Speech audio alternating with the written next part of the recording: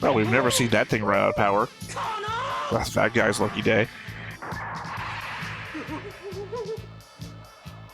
Oh, he bailed out. He was like, fuck, I'm out of here. What did we just talk about? The lighthearted hard. Lighthearted hard. Hey everybody, welcome back to the Stoneface Reactions. I'm Theta, this is Lessons, and we are back with another episode of Mobile Suit Gundam. Did I even introduce last time what the show was that we were watching? Huh? I don't think so. Anyway, yeah, Ryu's dead, Heimon's dead, all the reinforcements that they must have gotten are dead. There's nothing left of the Garma Revenge Force, so I guess Garma's not going to get any revenge, unless you consider Ryu to be the revenge for Garma. Not really equaling out. Yeah, no, the balancing scale. I mean, a lot of people have died in white base, but not enough to be considered white base out of commission, so there's that. Here's the difference, though. Everybody that we saw die on white base, no names. Some of them were just dark silhouettes in the pack. A bunch of people that have died on the Zeon side, we got names for. In fact, Heimon made a lineup of people that she started naming, so... You're gonna die, you're gonna die, you're gonna die. Thank you for dying, thank you, okay. That's it's why Zeon has so many dead X's over the people on the board. They have a habit of naming them before they go off to die. There's only so much plot armor to go around, and they get none of it. Well, it's a conversation we've had before. I prefer the bad guys, or at least the antagonists, because they don't have plot armor. I don't know what's going to happen to them. And when you get the situation where they have a backstory, it's like, oh, I'm kind of invested here. I don't know what's going to happen to this guy. I do know that he's getting sent out into a fight, though. I don't have high hopes.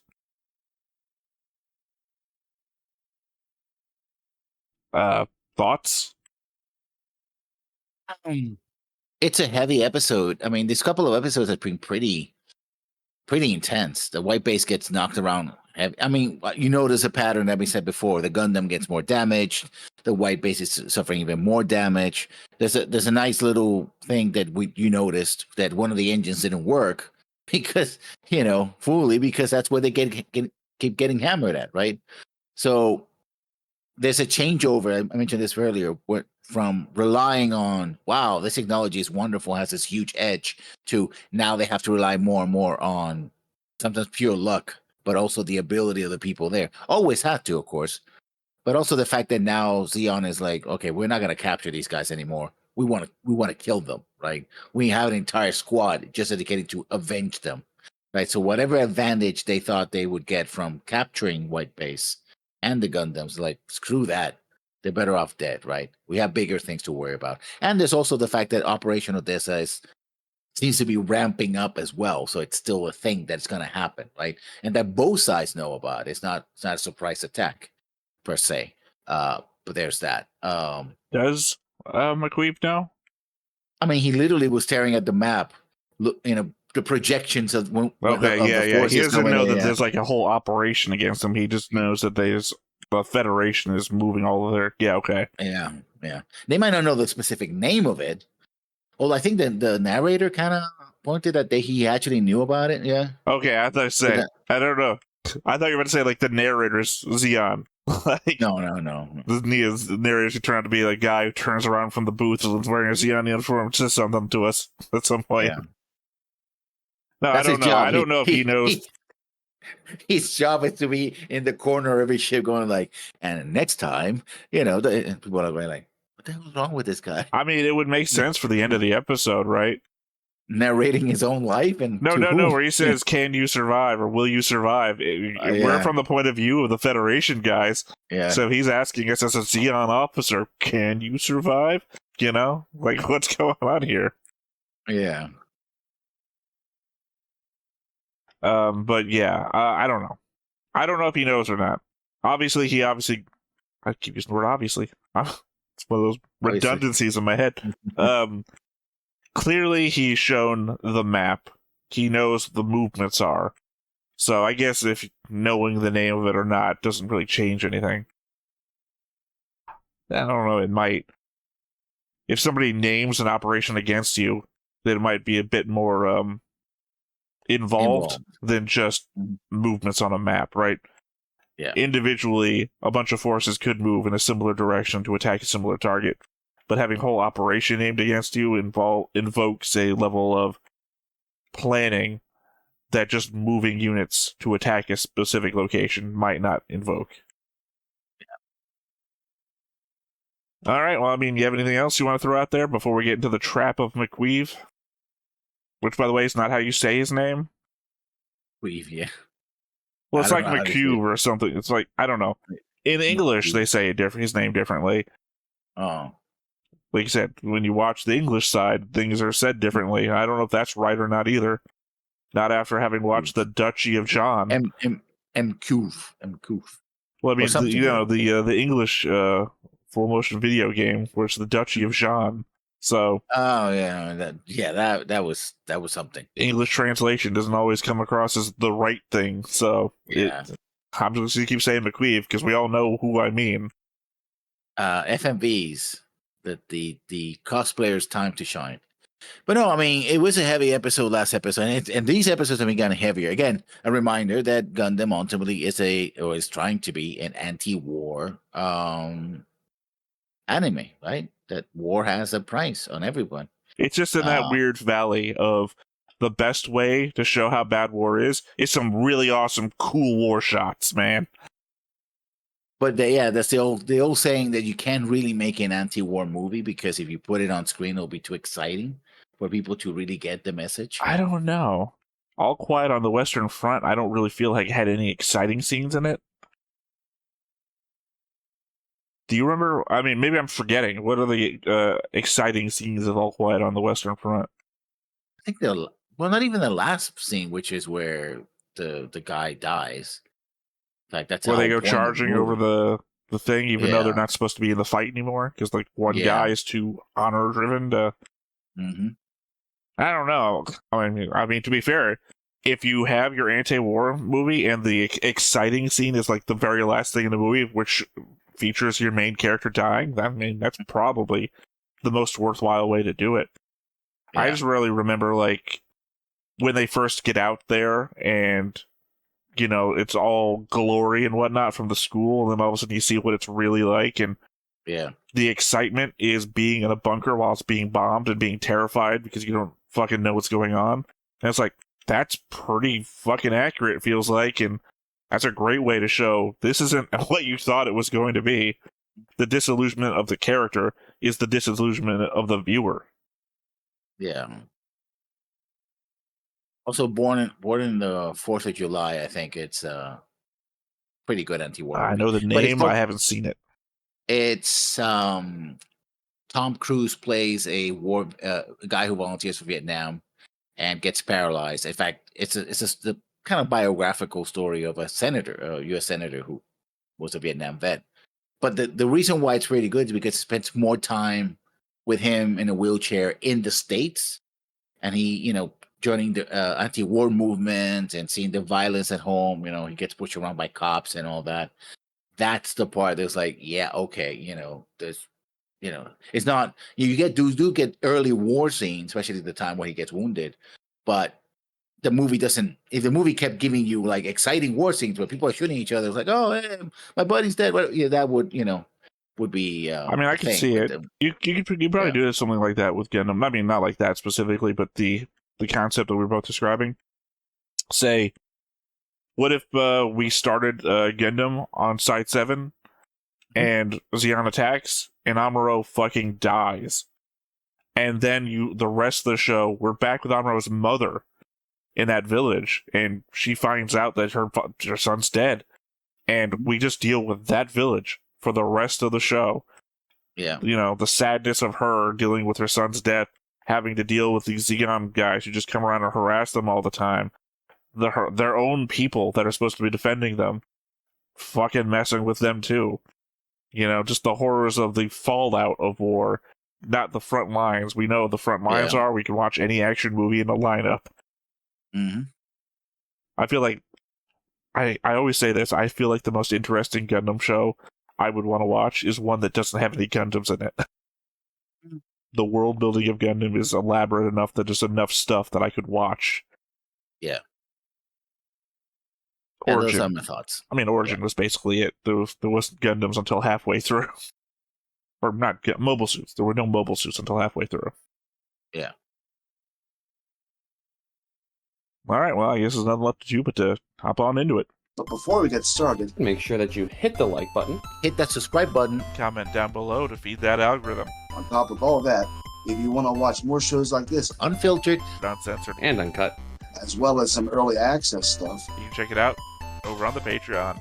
It's just $5 a month, but hey, no pressure. There's zero pressure in order to do that. It's just a little bit of extra support, and it would be greatly appreciated. It's ironic. The whole conversation we just had about anti-war sentiments in media, I was actually holding off to have during the opening, and I don't remember why I just suddenly had it with you during our pre-talk discussion. I brought it up, so there you go. Did you? Okay. I know but it this was is a great in my example head. of this because I talked this before. Like although the song says "Rage On" and "Furious Rage," it's so uplifting. It's like, oh hey, especially if you don't know Japanese, like, huh? Oh wow, let's go. It's a giant robot's fighting, of course. Kind of like that one song about the lolly girl who's dancing. It's all fun, and you wouldn't know it's about pedophilia unless you knew Japanese. Yeah. It's the meme. I think it's still topical enough people would know what I'm talking about. Yeah. I mean, we've discussed this before about how happy the song is and how much the lyrics are. You must seize the power. Yeah. Pokemon. You must seize the power. And also reminds me of the fact that you were saying that they didn't change, the intro when we're talking about Macross, right? And of course, Ryu is still here, and we know Ryu just died in the show, so we're gonna keep seeing Ryu. To be fair, until... though, 1979. I'm not gonna. Yeah. Be like if I went back to Astro Boy, you're like 1969, one of the originals. 1969 was it 1964? 60s, anyway. We've been shown this map before. 7番目のサイドが建設されて2年目、ジオン公国と地球連邦軍との戦争が勃発した。 To be fair, it's not even done being built. 4つのサイドが破壊されて。Oh, 4 sides were destroyed. We've seen this before. It's not new information. However, it is information I haven't written down yet on my notes, so... マクベの鉱山基地を撃破しつつ。Makube. That's what they call him. That doesn't feel right. I'm not arguing that's not what they said. I'm saying it doesn't feel right. I'm looking at the words. Yeah. So, Nightmare? Yeah. Dear, that was a simulation. Also, one, they had orders not to move. マゼラアタックが右翼に展開してきます。ブライトさん、指示をどうかしましたか？いや、なんでもない。ガンダム、違う、ガンタンクを防戦させる。Okay, so clearly not a nightmare.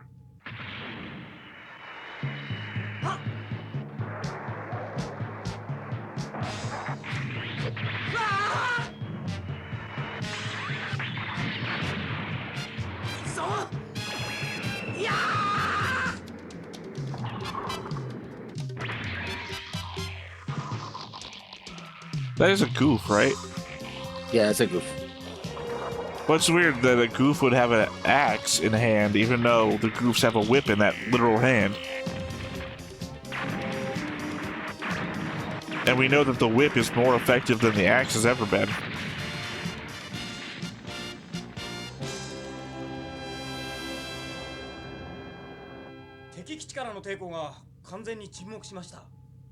So, ガンダム、ガンタンクに帰還命令。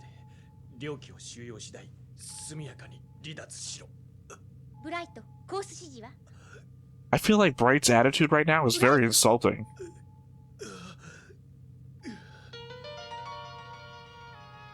I mean, unless he's sick. Well, think about it this way. How many people died recently on the White Base when it was being invaded? Yeah. But he's only feeling this way because Ryu died. So fuck all those other guys, I guess. Hey, Job John. Oh, it could be the turning point, I guess, right? Because as long as Ryu was there, he said that he relied on Ryu, his advice. No, I get it. I'm saying there's an element. I always bring up Crest of the Stars for some reason. Mhm. There's an element that comes from the character Raphael, who's in charge of a bunch of people, about having to remain distant from emotional connections to people. Because if somebody dies and she showed sadness, she'd have to be sad for everybody. So that's what I'm talking about. Ryu is sad because of... I'm sorry, not Ryu. Bright is sad because of Ryu, but doesn't show that for everybody else that literally sacrificed their lives in his name, basically. Hey, Judak! Hey, he's mentioning Elrin, too. You might remember they were in Origin. They're still on the board, in fact.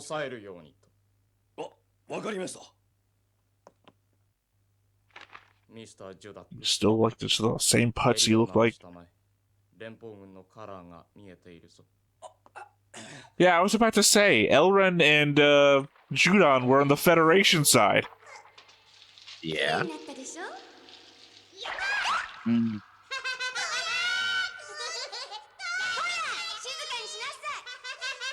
Well, I guess that answers that question. Sorry, I'm looking away, but I also very specifically had the question during Origin, who were the operatives that were doing this shit during the last couple of episodes. Well, I guess that was that. Poor Kika.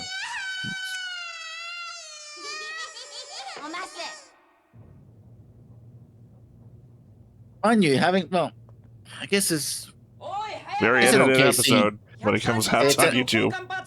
It's a fine scene. I mean, they're just having a bath. I mean, it's like she's being the mom to them. That would be different if I was like walking around my house making a home movie. This is hand animation. I don't need that, thank you. But also having what's her name, Frau, naked. Was it?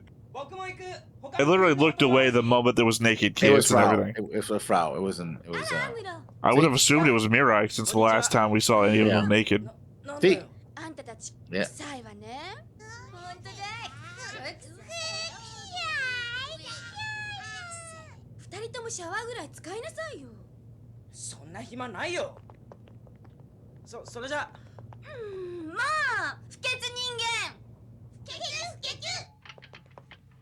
Little bit of lighthearted moment for them, I guess.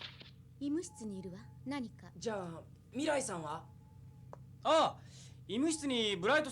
don't know, man. I'm just more used to like heavy episodes being heavy and light episodes being light, and not like, I don't know, dropping rocks into a pond is what it feels like. There's ripples of light, heavy, light, heavy, light, heavy. Yeah. The emotional dissonance can be. Yeah.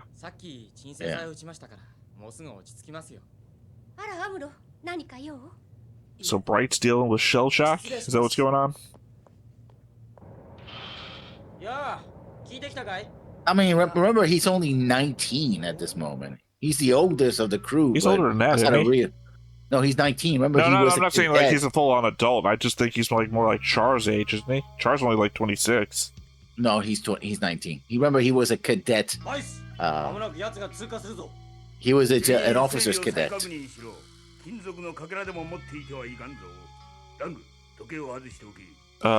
what are our outfits made of? What are our jets made of?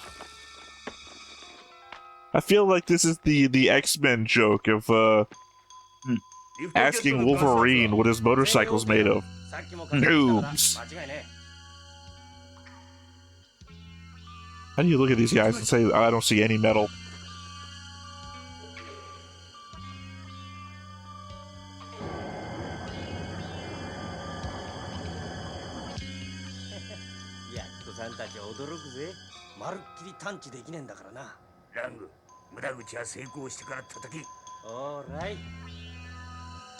All right. For what? They gonna hear us? Did we coat ourselves in like freezing material so they couldn't get us on heat sensors too? I mean, If you're hiding from the Predator, what are you doing out here?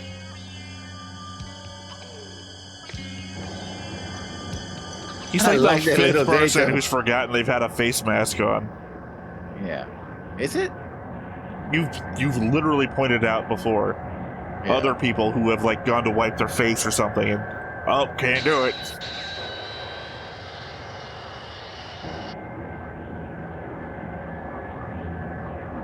Not for nothing, but since we're repeating shit, Mhm. I feel like this is going to be the repeat of that. What was that Time episode where they planted bombs on the Gundam and we spent all Gundam waiting for the bombs to get defused?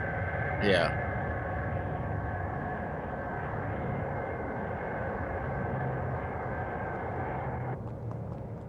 Also, if it's this easy, why do we even need mobile suits?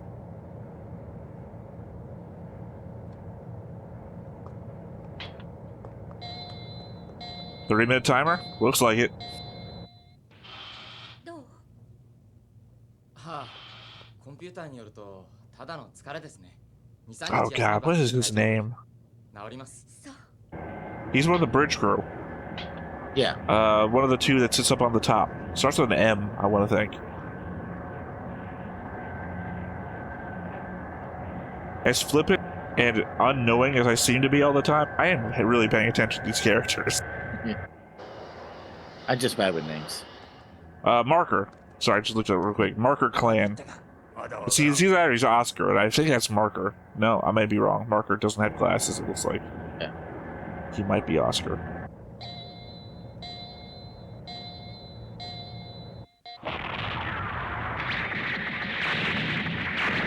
No 30 minutes there. Yeah, maybe that's what the other guys needed. なんでしょう Instead of a 30-minute timer, it's a 3-ping clock. Yeah. You know, for as big as the explosions were, not a lot of damage. どうしたのやられたわ方法はわかりませんが、ミノフスキー粒子の射出口と ECM 発信機を破壊されました。それじゃ Very helpful that we named the Minovsky particle emitters ECM emitters, so we can just keep using the word ECM for everything. No, they're two different things. One's electronic warfare, electronic countermeasures, and the other one is Minovsky particle emitters. They hit them both. そんなことオペレーターとにかく警報をみんなを第二戦闘配置につかせてはい。しまった。部品交換が間に合わなかったか。来ます。ドップラー式編隊20 Well, thank you for the guy who's gonna get rebound shot by that wrench flying around. いいえアムロハヤトコアファイターを発進してください These episodes feel like they're going by really quick. A lot of action. Maybe I'm just being so flippant that time is going by really quick. コアファイター発進 That is a sign of a good episode. ハヤト Sure, yeah, I'm not like not shitting on it for being fast. Also, okay, never mind. We talked to they already had 3. How are you still surprised by how fast the core fighter goes? アムロ冗談じゃないぞ。これじゃ2機のコアファイターで歯が立つわけがない。同感だ。一体どういう Why not? でコアファイターを発進させたんだ。 You've taken them out before. コース270速度マッハ5高度1 Oh, I mean, that feels like a lot more than that, as many just showed. ガンタンクを後方に下ろして守らせたらそんなことできるわけないでしょう第1波12時上空。アムロハヤトホワイトベースの I feel like they don't appreciate what their weaponry can do. 了解。 The top of the white base is very flat. The gun tank can float and fly on its own. Have it land on top of the white base uses an AA platform. ダメです。敵が多すぎます。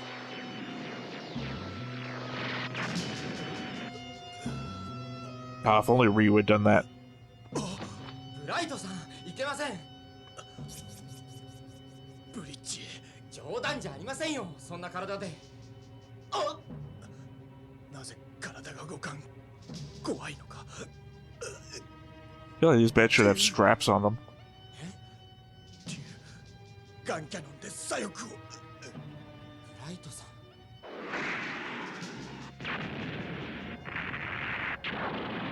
ん。Well, see, even the guy who's like in medbay agrees with me. Get the fucking gun cannon out there. 未来戦闘中にガンペリーも使わずこのまま空中乾燥させるつもりなの？いけないかしら。コアファイターで They just did it without a gun parry last episode. 正しい方へ未来。アムロはできるかもしれない。けどハヤトは、じゃあハヤトはホワイトベースで乾燥させましょう。その方がいいわ。ねセーラ、同時にできて。わかったわ。It's like, were you not here last episode, Sayla? 戦闘中に空中 Amuro 乾燥 literally did that. どうやってやれって言うんです？悪いわね。ガンダムパーツは射出します。ハヤトはホワイトベースに戻ってガンキャノンへ。カイさんがいるでしょ？カイさんが。ごめん、カイは対空機銃座から離れられないの。わかりました。ガンダムパーツを発射 Something else gotta be said about questioning orders in the middle of combat. Yeah. 早すぎるぞ。こっちの都合を考えてくれ。 We need to put remote controls into the Gundam parts. Yeah. I, for one, would love to see a scene of the Gundam legs flying out and kicking a bunch of fighting craft. A パーツ発射。急ぎすぎだ。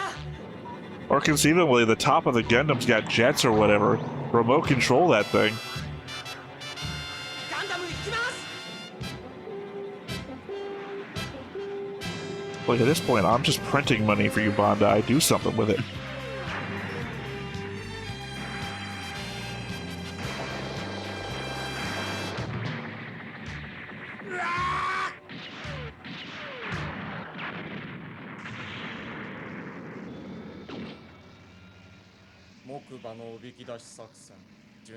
This is a much cooler bridge interior. 奴ら地上にも網を張ってたんだ。 Very bulbous though. この地区にジオンがこんな大兵力を置いているなんて聞いていないわ。事実は認めなくてはね。そうね。マーカー、脱出路は見つからない。 Yeah, I guess I was wrong. That must be just a new character down in sickbay. You see the other guy on the left that had glasses on. That's the dude I thought it was.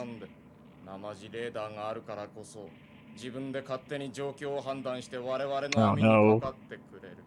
Dude on the right is his sidekick we've seen 100 times now. The fact they're both out in the base just tells me McQueen and that dude are about to die.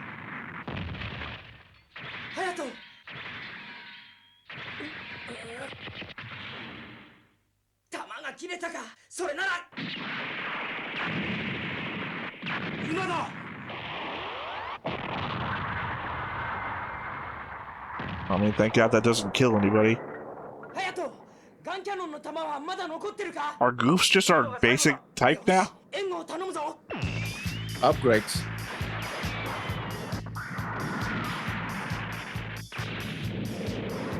Yeah, but just mean ever since last episode, it's been goofs all the way. No, not a single Zaku too. Well, we've never seen that thing run out of power. That's that guy's lucky day. Oh, he bailed out. He was like, fuck, I'm out of here. What did we just talk about? The lighthearted hard. Lighthearted hard. That dude cartooned his way out of this thing. Dude, pick up his rifle and shoot it. Or you know what? The goofs? They should probably put down their rifles and go whip the Gundam. It's the most effective weapon we've ever seen. You remember when a whip took off the gun cannon's hand before? It'd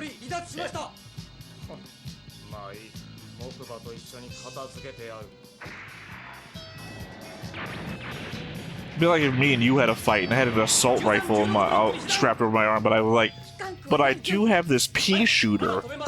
逃げ切ります。あなた逃げることしか考えないの？私にはこれが精一杯よ。これ以上どうしろっていうの？こんな時、竜がいてくれたらいけない。ガンダムガンキャノン帰還しました。もう一度出動できないかしら、セーラ。聞いてみます。無理だと思うけど。I'll ask. Isn't one of you in command around here? セーラさん、もっと的確に状況を判断してください。アムロ、それは言い過ぎよ。こちらは全体を見て命令しているんだから。ビームライフルが使えたらすぐ出動します。おう、あと2分待ってくれ。こんな時リュウさんがいてくれたら。I guess my real problem with the Ryu situation is I don't remember Ryu being that important. He went out and helped people on missions, but he wasn't like giving orders or telling people what to do. I don't remember the Ryu wisdom bar scene, right? Where he like helped everybody figure out their whole life. 妙です。ドップが後退していきます。こんなところで、急いでこの区域から離れるのよ。敵の後 So now you want to run? Well, they were always running. They No, were no, being she just shit on Mirai about wanting to get away. Yeah. It's like all you want to do is get away.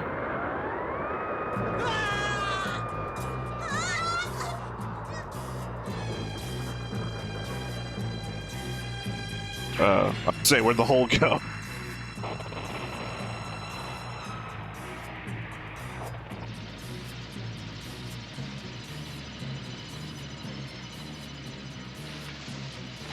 Main メインエンジンを止めさせてください。このままでは爆発します。第1メインエンジンも第3ノズルの内圧が上昇しています。 Maybe it's just me, but I'm just now wondering how much damage needs to be done before we consider scuttling this thing. I mean, where are you gonna go if you scuttle the white base? Not much farther from where you crash, I guess. You're already going down. You gotta make sure that Zeon doesn't get any of the information on board White Base, though.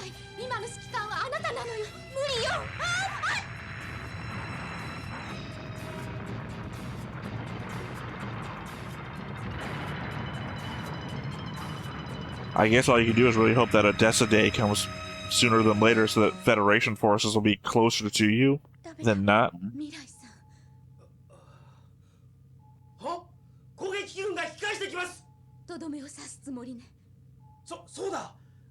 Okay, so the guy I was thinking has silver-rimmed glasses, and the other guy has dark-rimmed glasses.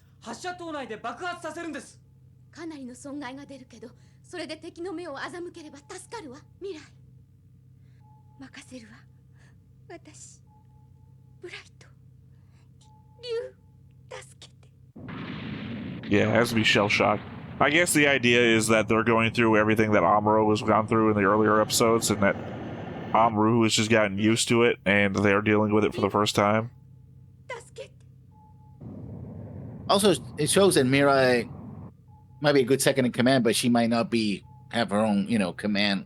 Her own, right? She's never been in command that way. I don't know. Again, she's made too many command decisions and killed a dude with the engines of the White Base for me to think that she's incapable. One thing is for her to do her own thing as part of a larger team. Other ones to take the entire burden of command upon herself. Again, she's ordered the entire ship on what to do before when Bright wasn't around.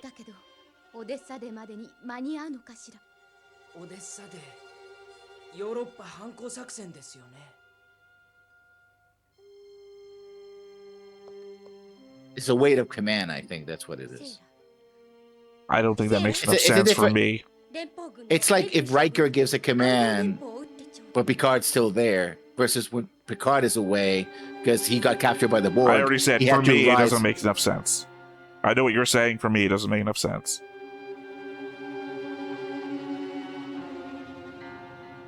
To me, it does. I got that because it was your idea.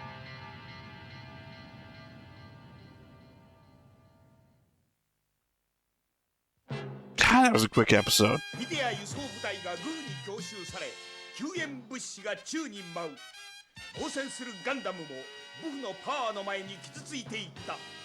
I hate it when they're flying on the back of a thing by holding onto it.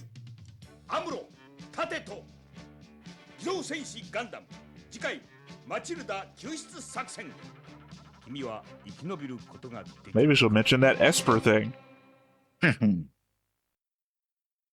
Sorry, I was trying to push the discussion of what you were talking about away till the end of the episode, because specifically I know sometimes we get into these like longer discussions in the middle of a thing and then just talk over a bunch of everything, which might seem funny to a bunch of people watching the show who say I just talk over everything anyway.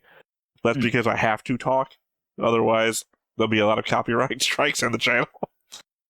But No, again, I was trying to push it to the end of the episode, and I realized I was just like a minute away from the end of the episode. For me, it feels more like a collective thing. Collectively, everybody is having fallout due to Ryu's death because they're, as a group, feeling that, again, the shock of actual battle more so impactful because somebody very close to them has died, rather than, again, I guess everybody else is being treated as a nameless mook around them, even though they're implicitly supposed to care. That was, to me, the insulting bit of Bright from the episode, is that he's put into this condition because Ryu died. Which is literally what's being expressed by him, versus everybody else that died in just the episode before. He's not in that tumultuous state because nameless John Job lookalike died at the door trying to hold off the Zeon infiltration. So, from the point of view of nameless soldier, that feels insulting that Commander, he was weeping on his hands and knees outside because of Ryu. What about Stephanie? She got shot to death by Ramba Ral turning a corner. I haven't even heard her mentioned. He only dug 2 graves, like 17 of us died yesterday. It could also be the breaking point, right? That's for the rest of the crew, Ryu's death, with all the things that have happened, including the attack, into, because it really is I understand what you're saying. That's why I agree with that. It's a breaking point. That's why I'm calling it like shell shock, because it's that moment for everybody to experience it. That's why I say it feels more like that than the burden of command, because burden of command is just individual to her, whereas I feel like she is suffering from the same thing that Sayla is expressing, the same thing that everybody is expressing. I mean, at worst, the burden of command thing would be her not giving orders, but that would be the same thing that Bright just did last episode at the very end, where he was, or I guess at the beginning of these episodes, I felt so fast, I'm like blurring them together. At the very beginning, where he couldn't make command decisions. Yeah. Because, again, it feels like he's regretting that any choice that he makes might cause somebody to die, which then is, again, the shock of everything that's happened recently. So that was my explanation for why it doesn't feel like just command paralysis from her. Because I feel like she's suffering from everybody else around her. Except for Amaru. Because Amaru has gone through this shit already. Pretty much. That's why he can cry at the end of one episode and be ready to fight again the next episode. So, I mean, there's not much to do about it. Yeah. They are where they are. As they kept reminding him, he has to go out there and do his job. I guess another instant thought that I'm not giving any time to brew, and I'm just going to say out loud anyway, is that I guess Zeon isn't actually all that angry about Garma's death. I mean, remember that. How can I say this? It was who's Garen, who turn wanted your to sorrow and take your sorrow and turn it into anger. Yeah, he was exploiting this, right? And his father was like, "No, I want to do it quietly. We want to, Yeah, but he got a whole room full of people to zig at him. So entire they zigged when they should have zagged. Yeah, but I think it was overall less about focusing on the white base and more about renewing, because he might be facing calls for the end of the war. Because I'm talking about the Garma Revenge Squad and everything. Clearly, they do fucking care about the white base still. No, my implication was they thought they're pulling one of those submarine movie tricks, which is making it look like they've exploded, right? Let's release all the oil, some debris. Yeah. They'll think we've settled on the bottom and we're dead. We'll blow up the missiles and the tubes. We'll make it look like they detonation on the inside. They'll leave us alone. And it's like, if they really were angry, they would bomb you into nothingness, regardless of how many times you've exploded, right? Let's make sure there's nothing left of the white base. Hit them with all the ammunition. Maybe we'll go back and get more, and then we'll call it a day. Or I mean, they also took casualties as well, right? They're not suicidal. except Well, for I that mean, if guy. you think they're already down and out, and they're just maybe still alive in there, but they're not fighting you back anymore, because obviously their ploy would require them not to fight back to make them believe that they're dead, then you're just bombing a husk. And I mean, if you're indicating that they have dead and they're going to go back and mourn, you're on a fucking mission. Wait until after. Heyman didn't stop to mourn. She went and kept fighting. She was in fact giving orders to fight and mourning in her head. But it didn't happen back to back. It happened probably a day or so after, right? At least there was a time between, Rumble Ralph's death and her trying to prepare for this mission. Yeah, probably. They did get reinforcements and supply. But I mean, my indication here is that finish the mission. Like, I shot him. He's probably dead. Don't turn into a horror movie. I pushed him out the window and then immediately turned around and walked away. He's probably dead. I'm sure he won't come back in the third act to kill me as a matter of revenge. No, I'm sure. I saw the Red October explode. And then, it's fine. I'm just saying, bomb it to shit. And especially if you're angry about Garma being dead. Or, I don't know, if you have any, motivations to get a promotion in the military. Being the guy who destroyed White Base has to get you some notoriety. Yeah, but every time somebody's taking the initiative here and we're going to do this, it just backfire. Like, the whole thing with one of the reasons why the Gundam got away was I'm going to be like Char. I'm going to take initiative. Oops. Here's the thing. Taking initiative works if you're a main character. And in a universe of anime, you'll never know if you're the main character until you take initiative. It's a risk you gotta take, because it'll pay off for you. Well, technically, if you're a side character and take initiative, it'll pay off for you once, and then you'll die. So, you'll never know. And then you die. Yeah, it's like you're the finding guy out taking that you What's actually... your name?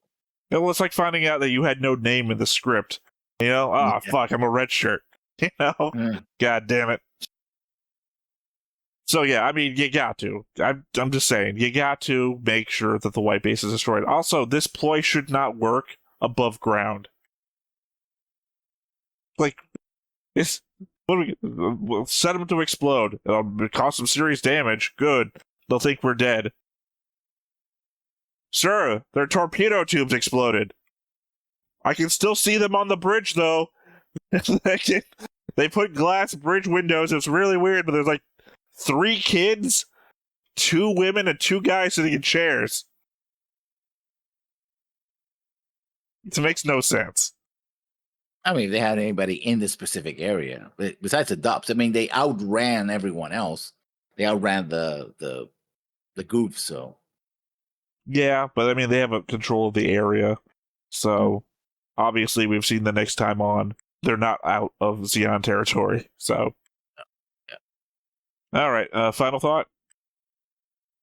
2 good episodes back to back. Because we do record these back to back, by the way. Fast, full of action. I do like the fact that, it's not just Amuro going oh no, it's horrible. Everybody's going through this, right? They reach their breaking point, and we'll see what happens afterwards. But yeah, it's we're out of the Amuro bitch phase, and the filler. Those episodes that felt earlier, that felt like filler. Saku in the waterfall. What is your wisdom? Fight them hand to hand. And MMA. Yeah, or GMA. Well, it's Mobile Suit Martial Arts. Mobiles. Oh, MSA, and then. Why are you adding an S? Mobile Suit. Oh, I can't spell. Yeah. I'm dyslexic. I'm just finding this out. That explains a lot of typos. Yeah. That explains all the autocorrects, I should say. Yeah. All right. Well, once again, I've been Theta. This has been Lessons. We've been Stone Face Reactions, and we will catch you next time. Bye-bye. Hey everybody, thanks for watching another Stone-Faced Reactions. If you have an idea of another video we could go ahead and watch, go ahead and put it in the comments down below and we'll add it to the wheel. Be sure to like, comment, and subscribe, and let us know what you thought about this video, what parts you liked. And until then, we'll see you next time. Is this too goofy?